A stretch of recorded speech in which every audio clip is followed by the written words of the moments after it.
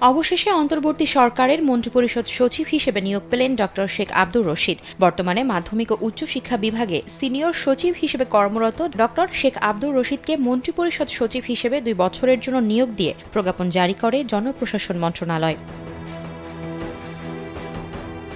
এর আগে মন্ত্রিপরিষদ সচিব হচ্ছেন ডক্টর শেখ আব্দুর রশিদ এমন তথ্য দিয়ে গত ২৮ আগস্ট প্রতিবেদন প্রকাশ করেছিল কালবেলা। জানা গেছে, বর্তমান মন্ত্রিপরিষদ সচিব মোহাম্মদ মাহবুব হোসেনের চুক্তি এ মাসেই শেষ হচ্ছে। তার স্থলাভিষিক্ত হচ্ছেন ডক্টর আব্দুর রশিদ।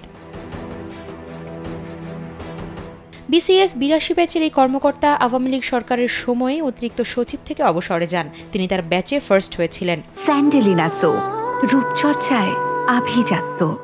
হাসিনা সরকারের পতনের পর ১৩ আগস্ট পল্লী কর্মসহায়ক ফাউন্ডেশনের চেয়ারম্যান পদ থেকে ডক্টর এম খায়রুল হোসেন পদত্যাগ করায় নতুন চেয়ারম্যান হিসেবে নিয়োগ পেয়েছিলেন ডক্টর শেখ আব্দুর রশিদ। পরে তাকে শিক্ষা মন্ত্রণালয়ের মাধ্যমিক ও উচ্চশিক্ষা বিভাগের সিনিয়র সচিব হিসেবে নিয়োগ দেওয়া হয়েছিল।